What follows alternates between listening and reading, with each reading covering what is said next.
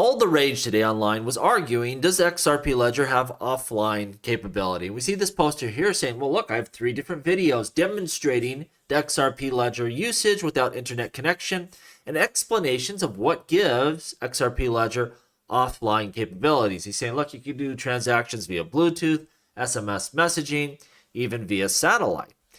We have Vet here, retorting, one of the most knowledgeable people in crypto, specifically the XRP Ledger, saying, look, the XRP Ledger has no offline capability. Zero. Just doesn't happen. Even XPOP is a mathematical proof that a transaction happened online without checking it.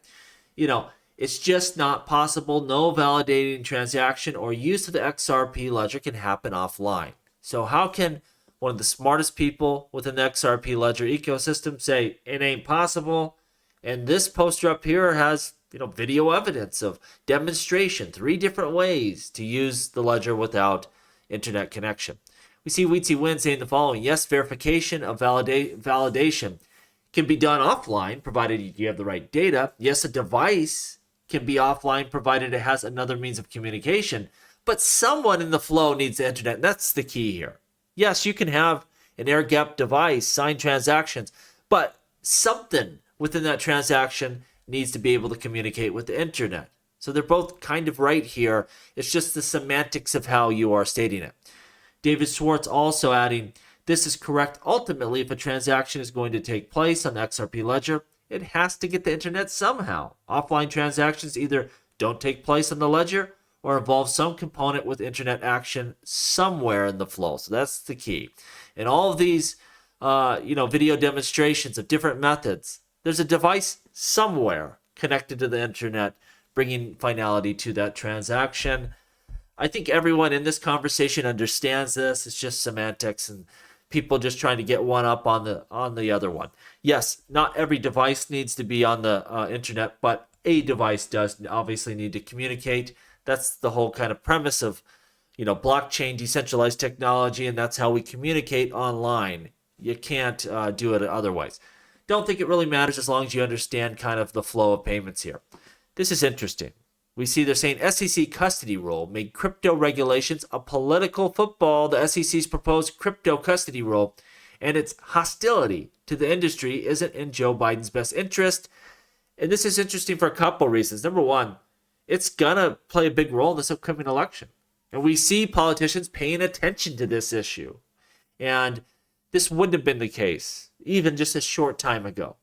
Politicians weren't going to pay attention to this dorky magical coin stuff. Neither would anyone else. Now it's front and center, whether we're looking at, Congress having some hearing, the Senate, you hear the Federal Reserve talk about it. Now it's part of the, presidential elections, different issues revolving around cryptocurrencies. Like, this is really going mainstream as we always thought it would. It just shows this is an important topic. We really need thoughtful regulations. I hate when things go political, but that's just part of life. Any sort of emerging technology, emerging business, mostly if there's money involved, obviously politicians are going to be jumping in there. That's what we see happening. This is interesting. This is the second case of this where we've seen someone manipulating, on-chain services, getting in trouble here. 2 brothers manipulated Ethereum protocol to steal $25 million. They're getting charged by the Justice Department. United States Department of Justice has unsealed an indictment alleging 2 individuals stole $25 million in cryptocurrencies in a scheme that exploited the very integrity of the Ethereum blockchain. Here we have the U.S. Department of Justice upholding the integrity of the Ethereum blockchain. What the heck is this? This is interesting for a couple reasons. What they're essentially doing, without getting too much into these MEV attacks, is they are front running.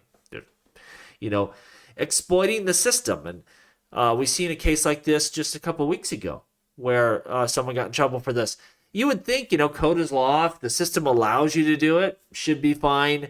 But no, we now see government jumping in here when you are doing things, making smart contracts, making blockchains do things that they weren't designed to do. You could be held to account here. And these 2 people are facing up to 20 years in prison for each count if convicted. So this is no small game.